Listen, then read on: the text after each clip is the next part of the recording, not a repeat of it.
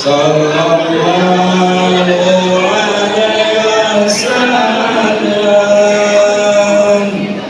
Sallallahu ala Muhammad. Sallallahu alaihi wasallam. Sekali lagi. Sallallahu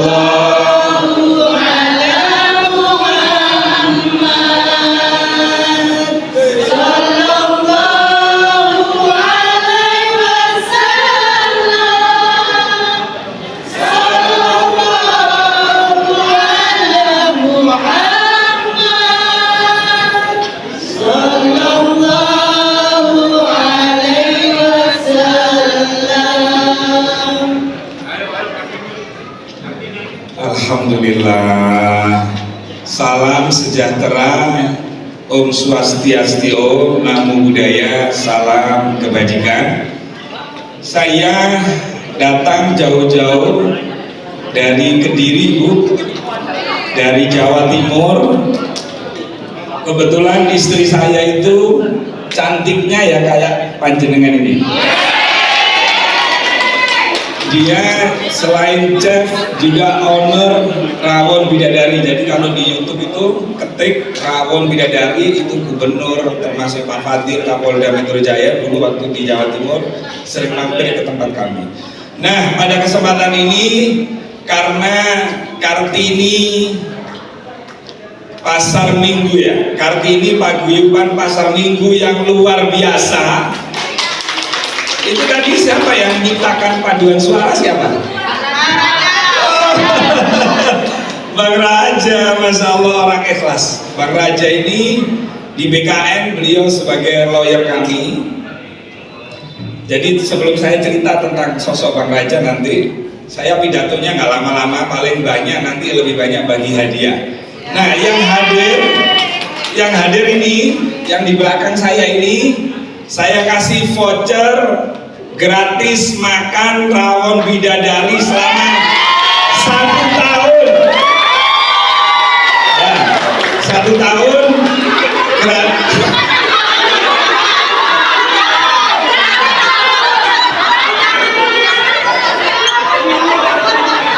Tepuk tangannya dong untuk Kartini, paguyuban Pasar Minggu. 1 tahun, tenang dulu, tenang. 1 tahun itu gratis, ada menu kabuli, ada rawon bidadari, ada nasi besek bidadari. Monggo mau diambil tiap hari boleh ke Kediri, ya. Nanti, Gus, itu kan jauh. Gimana kalau saya wisata Jatim Park misalnya? Nah itu nanti base-nya saya yang bayar. Ya,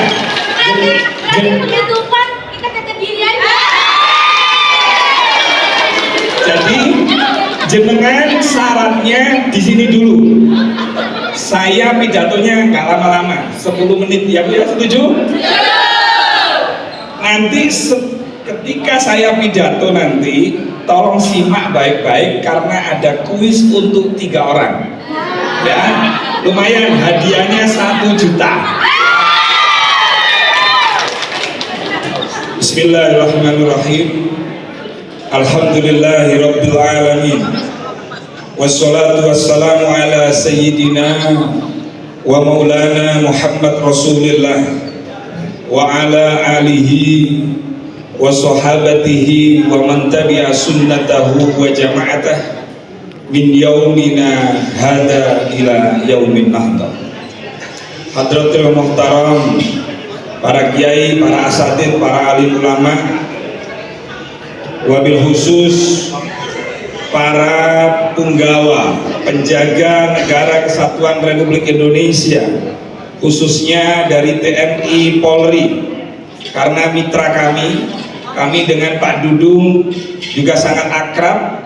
Kemarin waktu rame-rame kebetulan saya sebagai ketua umum BKN, bukan berarti untuk menyelamatkan institusi TNI, tidak, tapi saya tidak ingin cerita deh. kemudian dari kepolisian khususnya kemarin saya ngisi tausiah di acara ultahnya Pak Dirtipidum Bareskrim Polri. Alhamdulillah, saya sebenarnya nggak bakat untuk jadi ustadz, jadi kiai, itu nggak bakat. Karena background saya ini ngapunten pengusaha. Kalau jenengan butuh sapi, idul kurban di ruangan ini, nanti saya kasih diskon 10%. Ya, yang butuh sapi kurban, kebetulan di Tangerang kami ada 2.200 sapi, di NTB ada 1.000. Jadi ini karena ulahnya Bang Raja aja, saya diminta untuk memberi tausiah.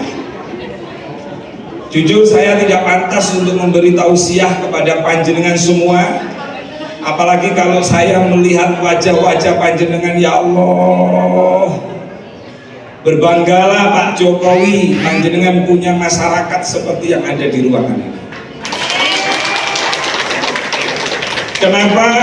Untuk menjaga Indonesia yang kita cintai tidak harus sholawatan, tidak harus rotib, tidak harus maulid hafsi, tetapi kumpulan teman-teman dengan LSM apapun yang pada siang hari ini disatukan dengan tema satukan hati, eratkan silaturahmi.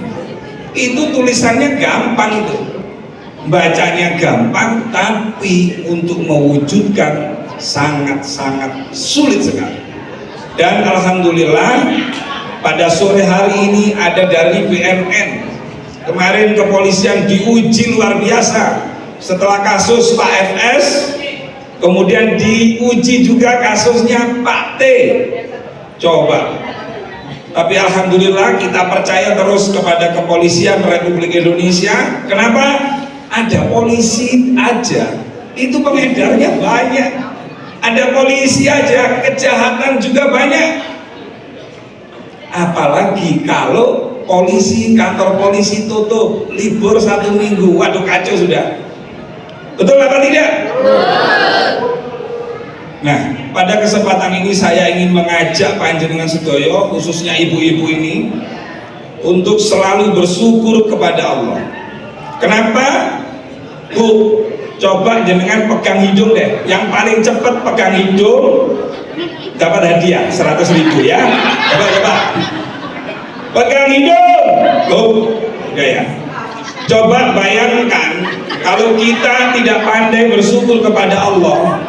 Coba sambil pegang, sampean di dalam hati, seandainya hidung saya ini lubangnya menghadap ke atas, coba, pasti wajahnya juga tidak secantik yang ada di depan ini. Betul tidak? Kalau hidungnya panjenengan misalnya Allah menciptakan lubangnya di atas, pasti akan banyak orang jualan tutupnya hidung. Betul? Nah makanya Bu, kalau punya suami roto nakal misalnya, sampean jangan putus asa, marah-marah, tapi perbanyaklah bersyukur karena suami yang nakal tadi masih hidup. Betul apa betul?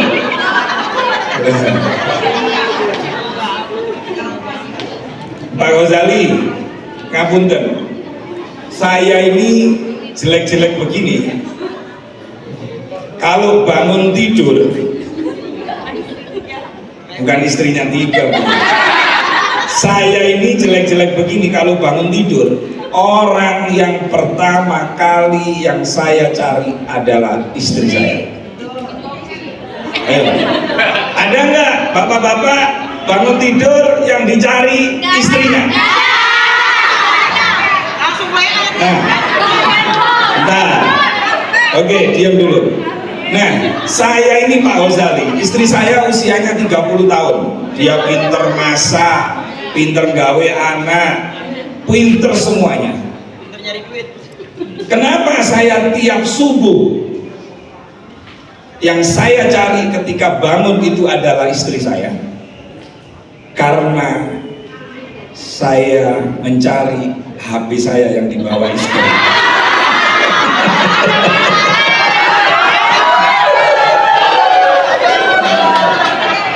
Saya, jadi bapak-bapak, panjenengan harus banyak bersyukur kepada Allah kalau panjenengan punya istri cerewet, punya istri yang ahli IT. Ngerti ahli IT? Ahli meriksa, mau tidur meriksa, itu bersyukur sama Allah. Istri-istri semacam inilah yang mampu dan bisa mengantarkan kita untuk menuju surganya Allah. Tepuk tangan untuk ibu. Saya senang, wah ini Ustadz dukung kita ini, gitu kan. Jadi kalau kita punya istri cerewet, karena istri cerewet itu pasti ada rasa cinta, Bapak. Pasti ada rasa kasih sayang. Pasti ada rasa cemburu. Betul nggak Ibu? Coba dong angkat tangan deh. Ini vouchernya langsung kontan ini. Siapa di antara ibu-ibu ini yang ahli meriksa HP-nya suami? Ayo. 1, 2, 3, 4, 5, 6, 7. Oke, yang angkat tangan tadi dapat 50.000. Saya ingin cerita sedikit ya sebelum masuk materi. Saya nggak panjang. Saya ketemu Bang Raja ini berawal dari kasus. Ada orang selama 10 tahun dia tidak dibayar oleh proyek di PLTU Batang, nilainya 7 miliar lebih. Lalu saya ketemu Bang Raja, beliau agamanya Nasrani, Kristen, saya Muslim, tapi alhamdulillah dari perbedaan itu ternyata banyak kesamaan.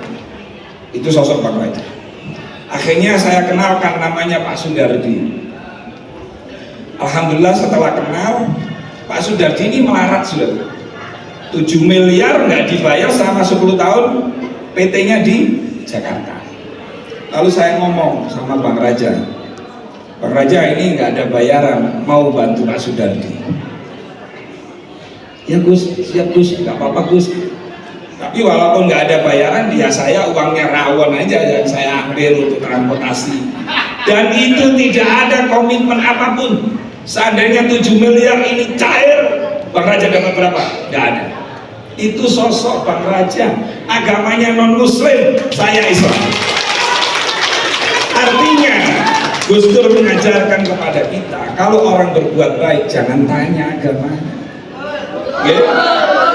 Nah akhirnya alhamdulillah cekak cingkrangnya dilalah Allah mempermudah. Ada 2 insan, yang satu Muslim, yang satu non-Muslim, membantu orang yang susah tadi. Bu, karena mungkin keikhlasan Allah memberi jalan, Allah memudahkan. 7 miliar itu akhirnya diputus pengadilan untuk dibayarkan, walaupun itu nyicil. Bagi dong, kan sudah janjian di Rawon Bidadari. Nah itulah sosok Bang Raja. Terus kemudian ini istrinya. Enggak, saya serius. Untuk nanti kalau mau ke tempat saya ini seneng Bu. Saya kemarin gratiskan selama 1 bulan Rawon Bidadari Ramadan. Saya ini nggak tahu, senengannya pokoknya berbagi. Tapi alhamdulillah Allah tidak malah mengurangi rezeki saya. Nah maka dari itu ketika jenengan nyanyi paduan suara, habis nyanyi Indonesia Raya Merdeka, wah pantaslah lagu Indonesia nyanyi. Cuman ketika paduan suara dikarang oleh Bang Raja, tapi jenengan menyanyikan dengan begitu semangat, lali utang, lali bojone nakal, semangat semua kan? Nah akhirnya itulah yang membuat saya meminta panjenengan untuk berdiri di sini, tidak lain dan tidak bukan adalah karena wanita itu sebagai tiangnya negara. Tepuk tangannya dong untuk Ibu Legenda. Bapak Ibu yang saya hormati, saya memang sengaja datang jauh dari Kediri, Jawa Timur sebagai bentuk takdim, sebagai bentuk hormat kepada Bang Raja, yang mana Bang Raja ini memang tulus, makanya beliau dipercaya oleh orang-orang Pasar Minggu. Bahwa padahal wong Medan, kayak nggak ada orangnya aja di Jakarta ini, kan begitu kan? Tapi kenapa kok malah Bang Raja itu? Nah inilah Indonesia. Indonesia tidak mengenal suku, golongan, agama. Jika you menjadi manusia yang khairun nas anfa'uhum linas, maka you mendapat kesempatan yang sama. Nah, untuk menuju khairun nas anfa'uhum linas di agama kita, kenapa Allah memerintahkan kita untuk sholat? Ayo, kenapa Allah memerintahkan untuk sholat? Padahal kita sholat, kita ibadah, Allah nggak dapat apa-apa.